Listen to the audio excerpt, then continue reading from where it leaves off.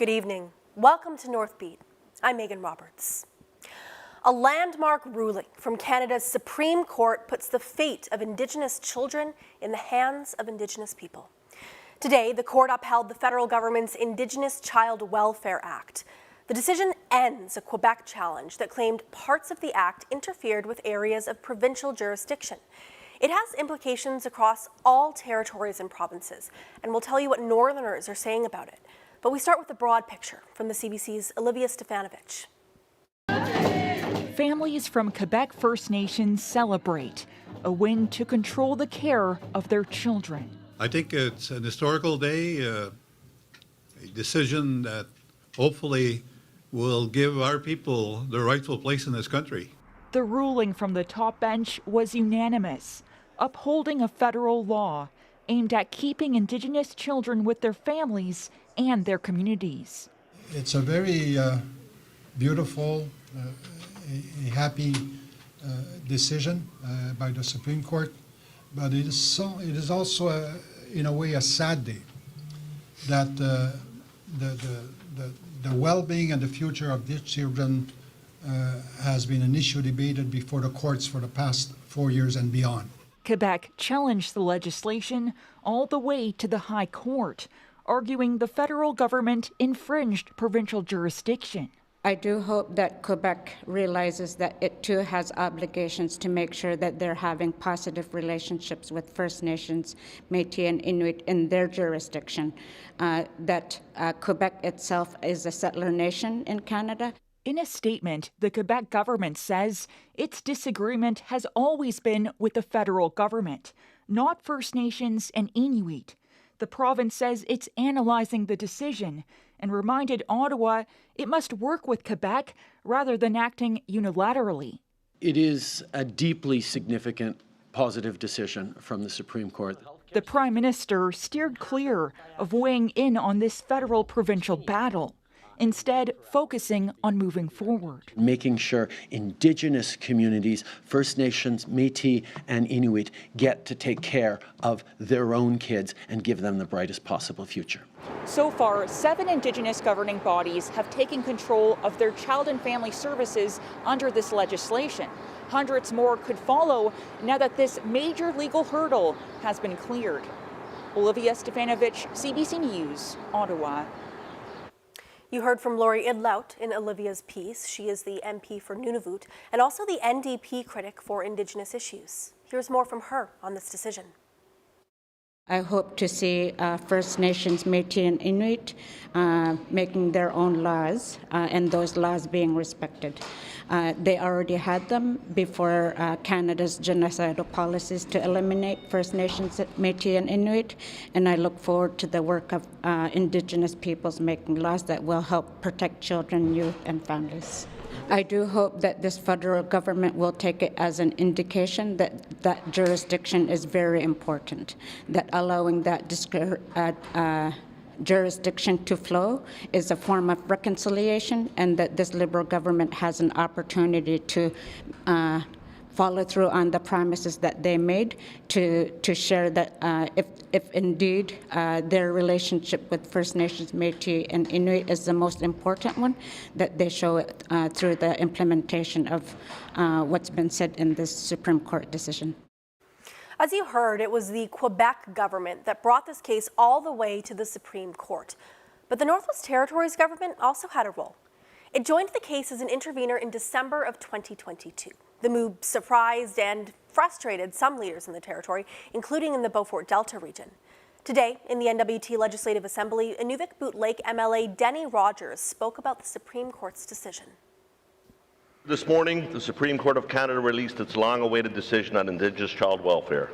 As many in this chamber know, the previous GNWT government saw fit to challenge in court the rights of Indigenous governments to take care of their own children. Mr. Speaker, despite being encouraged by lawyers in the region to withdraw their challenge, the previous government persisted, continuing that fight at the Supreme Court. Today, the GNWT lost that fight, and rightly so. Today, the Supreme Court of Canada affirmed the right of Indigenous governments to care for their own children. At the time, R.J. Simpson was the NWT's Attorney General. He consistently defended the decision to intervene in this case, arguing that it was necessary to gain clarity and avoid future court dates. Today, Denny Rogers asked whether the GNWT would issue an apology over its involvement. Here's what Simpson said. This decision was made by me as Attorney General in the last government. The Attorney General makes decisions in a way that is apolitical. There is no desire to put a political lens on these decisions. What was in question was a very specific legal question. We weren't fighting any Indigenous governments. We weren't on side with the provinces. The reason that I intervened in that case is because there is specific language in that federal act that we needed clarity on in relation to how it interacted with the NWT Act. That's not an issue for any of the provinces.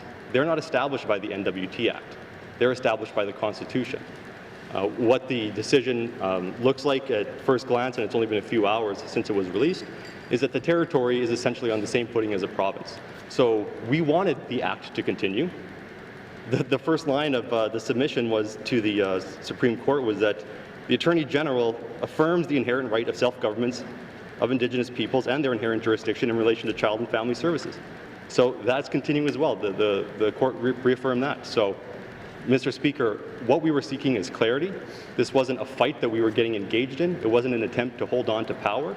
We need a predictable and workable legal system in the Northwest Territories, and we were looking for clarity on that. That's NWT Premier R.J. Simpson defending his decision to bring the Northwest Territories into the Supreme Court case as an intervener.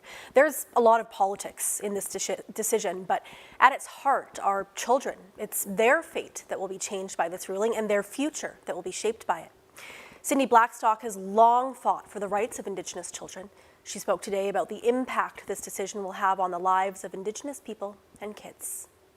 This is a national act that sets standards for First Nations, Métis, and Inuit children and how they and their families are to be treated in child and family services. Because as many of your viewers know, First Nations children in particular are dramatically overrepresented in child welfare, 17 times more likely than other kids, often to do with factors arising from residential schools and colonialism, poverty, poor housing, all the trauma that leads to addictions and wellness. The Supreme Court upheld those standards. So the provinces, territories, the federal government itself, they must abide by those. And the other thing it did is it really affirmed the dignity and right of First Nations, Métis, and Inuit communities to pass laws and make decisions that are in the best interest of those kids. Looking after your kids is just such a sacred thing, right? And for First Nations, Métis, and Inuit peoples, governments have always inserted themselves between First Nations, Métis, and Inuit children and their families and communities. This decision is giving a lesser role for the provincial and territorial and federal governments, but they don't get off the hook. They have to support First Nations, Métis, and Inuit peoples in caring for those children and young people. So that could mean that children and young people actually receive culturally based services in their language, that they also, that services are there to deal with the real problems that residential school left behind, the addictions crises in many communities, the mental health crisis, that stuff needs to come in there so that families have all the tools that they need to be successful. And hopefully, if that happens, in the future, we won't have words like overrepresentation and at-risk and vulnerable used to describe First Nations, Métis, and Inuit kids. It'll be things like healthy, proud, and dignified, and having their rights recognized.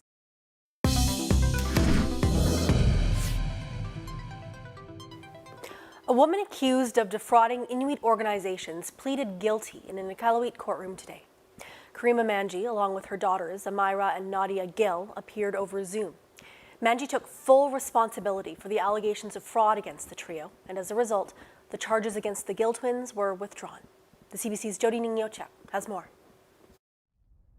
There were fewer than a half a dozen people at the courtroom as the plea was entered. With her guilty plea, Karima Mani took full responsibility for defrauding the Kakivak Association and the Qikiqtani Inuit Association of grant and scholarship money.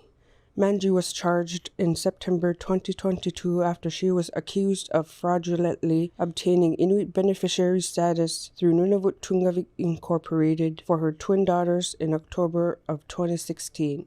Manji claimed that she was the girls' adoptive mother and their birth mother was an Inuk woman named Kidi Noa who has since passed away. Noa's family disputed those claims. The status allowed the twins to obtain $158,254.05 in funding. Manji is scheduled to appear at the Nunavut Court of Justice on June 24, 2024 at 1:30 p.m. for sentencing. Jody Niuchak, CBC News, Iqaluit. The Noah family is at the center of this story, and tonight they're relieved by this plea. Noah is Kitty Noah's son. He spoke with the CBC's Juanita Taylor about how he felt today and how his mom would have felt.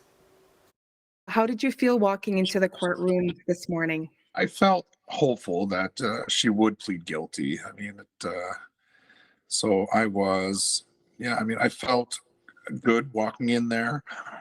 I wasn't nervous at all. It was just waiting, essentially, is what we were doing. Yeah, because it's been a long time coming. Yeah, it has been. And I'm glad it didn't take any longer than what it has already. So I'm thankful for that as well. When you learned that Karima Mani was pleading guilty, what did you think? How did you feel? Relief, for sure. It was really emotional. I was thinking of my mom, at how happy she would have been. So we did get some closure that way for her. A lot of my family members have shared the same sentiment. They're very emotional about it as well. And you were in court this morning where Karima Mani appeared virtually. You got to see her and hear her talk. What did you think when you did see and hear her? I thought it was really strange, for sure. It was, I haven't seen her since I was a child, and since I was at least 12, maybe 13. So it's still that same yucky feeling I get when I see her. Do you hold NTI accountable in this matter at all? I do, for sure. I mean, it shouldn't have been that easy for them to get on the list, right? It's a struggle to even think of, because the way the process played out, that was my mom was their second option, and even Karima trying to get herself on the list, right? I mean, that should have raised some flags as well. So that's definitely, it's not a good situation. So what's next is the sentencing in June. Do you have any idea just what is going to happen at that time? I don't. I mean, I hope she gets a decent amount of time. But, I did learn that she's already, for her previous offense, she did 2 years less a day. So she does have that under her belt. But if we can get anywhere close to that, I'd be happy with the outcome. What message do you have for people like Karima Mani then? Because who knows, there might be more people on the Inuit enrollment list who really aren't Inuit. Just posing as an Indigenous person is not right by any means at all. So the more we can dig them out, I think the better. There's lots of social justice people out there that I can think of off the top of my head calling a lot of these guys out. But I think we need to keep that up as well. NWT MLAs have shelved plans to vote on whether there should be a public inquiry into the government's response to last summer's wildfires. Natalie Pressman has that story. MLAs Kieran Testart and Cheryl Yakalaya brought forward the motion and said the public has a right to know how the government made decisions about last summer's wildfires. Whereas the Northwest Territories experienced a historic and unprecedented wildfire season in 2023 that displaced 2/3 of the territorial population through emergency evacuations and that destroyed community infrastructure and private property in many northern communities. And whereas the people of the Northwest Territories are still experiencing individual and collective trauma induced by the 2023 wildfires and subsequent emergency management operations. The public inquiry would establish a board to investigate the NWT's response into the 2023 wildfires, but Mr. Speaker, I move, seconded by the Honourable Member for Yellowknife South, that the motion be postponed to Thursday, February 22nd, 2024. Thank you. 9 members voted in favor of the postponement. That was the 6 members in Cabinet, the Premier, along with Yellowknife MLAs Julian Morse and Kate Reid. 9 members voted against postponing. That was the rest of the regular MLAs. And Speaker Shane Thompson broke the tie. Because we have a tie, I have to cast the vote. And as the role of the Speaker, we vote to encourage and continue debate. So the debate will be scheduled for February 22nd at that time. Thank you. The public inquiry would be in addition to 2 reviews that government departments are conducting to look at their handling of the wildfires. Natalie Pressman, CBC News, Yellowknife. The Yukon and the state of Alaska want to reinforce their relationship. That's the focus of Alaska Governor Mike Dunleavy's first official visit to the Yukon. And today, Yukon Premier Ranj Pillay and Dunleavy signed 2 agreements. One commits to strengthening the relationship between the jurisdictions, and the other is focused on improving the Alaska Highway. Historically, there was funds put in place by the U.S. government that maintained the highway from Haines Junction to the U.S. border. Those funds were depleted a number of years ago. The difference now is that under the leadership of the governor and his team, Alaska's come to the table and said, hey, you know what? We should be partners on this. How about we come in to partner with you? So you're not just dealing directly with the U.S. federal government. Let us work with you. Pillay says improvements on the Alaska Highway could include electrification and better cell phone reception. The president of Neighbourly North is defending what his company stands for, following criticism from Yukoners over short-term rentals. The Yukon government recently gave the short-term rental company $180,000 to develop an app. Some residents say the company is pulling needed housing out of the market, and they believe the government funding helps advance Neighbourly North's interests. The president of the company disagrees. He says Neighbourly North is meeting an important community need. The market's constantly changing. And so today, while there may be a shortage of shelters for women and children, tomorrow maybe there will be a shortage of places to stay for international students or different businesses, different branches of government. And so the need is constantly changing, and we kind of serve everybody. But to answer your question the best I can, over 50% of it is corporate activity. I'd say this winter it's probably less than 10% tourism, and the remainder would be essentially various levels of government and other kind of local need. The city of Whitehorse says it's looking into the impacts of the short-term rentals. A spokesperson says findings will soon be presented to City Council. Renovations begin next week at the Kayak-Torvik Food Centre in Iqaluit. The changes will create a bulk food store with a pay-what-you-can system for shoppers. The centre currently offers daily meals, cooking classes, and food boxes. It's received more than $1 million in funding for the expansion from the federal and territorial governments and the City Foundation. Joseph Murdoch-Flowers is with Kayak-Torvik. He says the store will adapt to people's individual needs. So a bulk food store is you come in and you take the amount that you want. And so you'll be able to take as much of the flour or sugar or whatever products it is that we're selling, take the amount that you want, small amount, large amount. And we're also going to have a tiered pricing system where people can pay a lower price, a medium price, or a higher price, depending on their financial means. Murdoch-Flowers says part of the facility will also be used for processing and selling country food. He's hopeful the bulk food store will be open by late March or early April.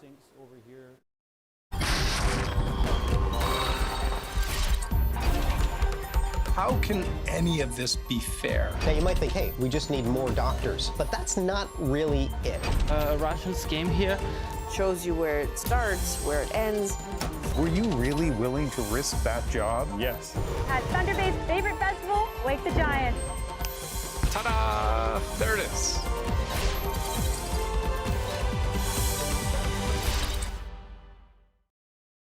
Closing this case gets you one step closer to you getting back on the squad and keeping you out of prison. You're not a detective. You're a con artist. You have a driver's license, right? Of course. I'm 9. If you're going to be a cop, what would you be? Nothing. My dad raised me to be a cop. That's who I am. Stay here.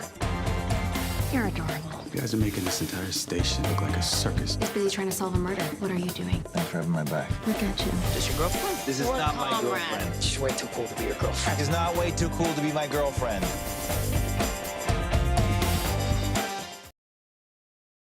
It appears we have a mystery to solve. You will be next. He's dead. A murderer was murdered. Toronto Constabulary, stop!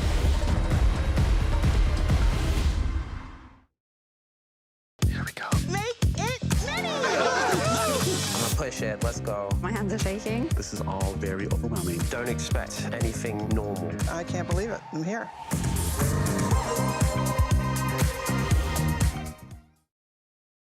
Welcome back. Tonight, the Fifth Estate examines online groups exploiting juveniles. Sometimes the exploitation is sexual, sometimes it's pure violence. Joanna Rumeliotis has that story, but first a warning, some of the details are disturbing. The woods behind her home will always be part of 15-year-old Ali Broadway's horrific story. Right here is where the tent was. This is where everything happened. Ali was 11 when she met 21-year-old Caleb Merritt online. He manipulated her into harming herself. Every time I did something wrong, cut. Every time I make a mistake, slice. Police say Merritt was a member of CVLT, or cult. The FBI recently issued a warning about CVLT and other violent online groups targeting vulnerable children, with the end goal of forcing minors into committing suicide. The RCMP says it's aware of these groups and says their online activity is growing. He asked her to cut 764 into her chest, and she immediately sent a picture of her chest saying, "Here." We're not disclosing who this Canadian father is in order to protect his teenage daughter's identity. He says she was exploited by a 764 member. 764 is one of the groups named by the FBI. He found out after she tried to kill herself. While I'm reading the messaging and I can see the timing of it, I'm just outside in the hallway. This guy's in my house, in my daughter's mind. As in Ali's case, the exchanges took place on private chat rooms on Discord. Canada's tip line has received more than 500 reports of minors exploited on Discord last year. We believe that's probably only the tip of the iceberg. It's not clear if the same groups are behind them, but the details sound chillingly familiar. We've seen cases encouraging them to self-harm, are encouraging them to commit suicide, and then record the cutting of themselves. In a statement to the Fifth Estate, Discord says it has a zero-tolerance policy for child sexual abuse, adding a dedicated team works vigilantly to keep these people and this content off our platform. But the danger can escalate. After grooming Ali online, Merritt drove from Texas to Virginia to camp in the woods behind her home. She says he raped her and then abducted her. Police found Ali a day later. It can happen anywhere. What parents need to understand, and that's what individual law enforcement agencies need to understand. Joanna Rumeliotis, CBC News, Toronto. If you or someone you know needs help, there are people you can talk to about mental health. You can call the Hope for Wellness helpline at 1-855-242-3310 or the Nunavut helpline at 1-800-265-3333. Those numbers are on your screen. You can also now call 988 to reach the Suicide Crisis Helpline.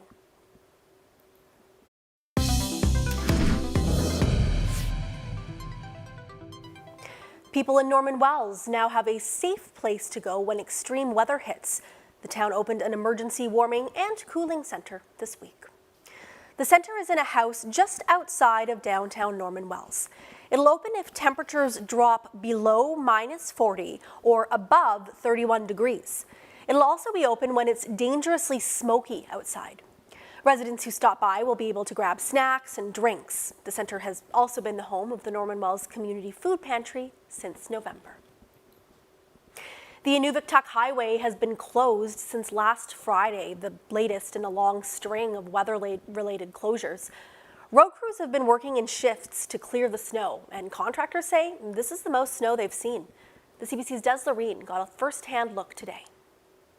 We're here on the NWT Highway around kilometer 35, where usually we see a bit of snow, but this is unprecedented. Contractors are telling me that they're using heavier equipment than normal just to clear paths like this. The contractor says the road is bad for over 40 kilometers. The snow is too packed down and needs more to move it. Tuktoyaktuk Mayor Erwin Elias understands the job is heavier than usual. You know, the snow is so hard that they can't just plow straight through it anymore. So that's the reason for the big delay is it's piled up so much, it's compacted so much that it's hard to just remove, right? Elias says he ultimately thinks the road needs upgrades because these problems stem from how it was originally built. For now, the contractor hopes to have the road opened again early next week. They urge the public to stay off the highway until it is opened. Des Loreen, CBC News, Inuvik.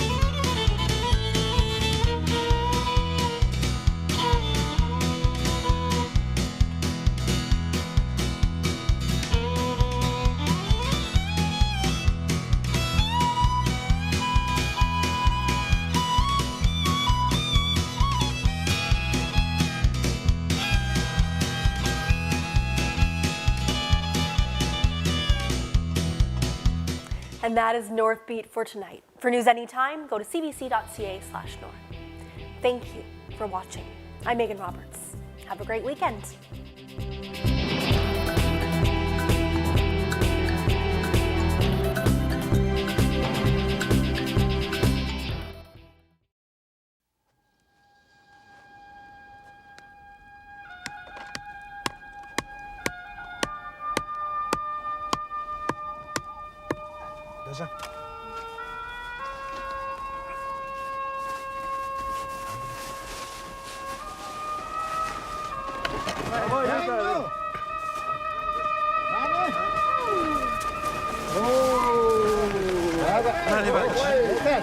Wait. It's a ceremony?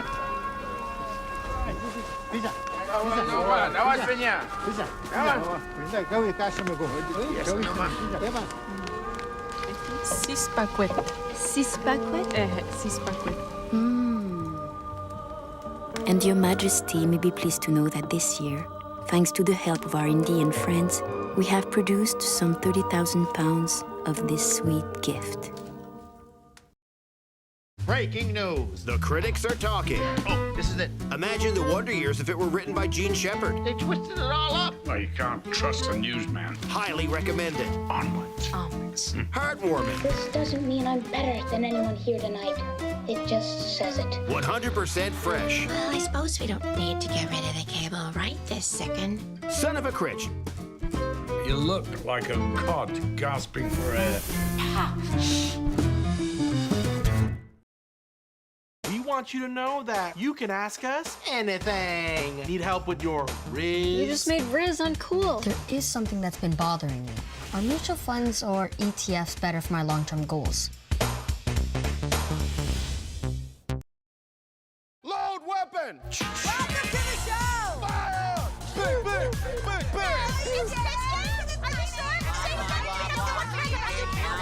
I'm from the Liberal Party, and I...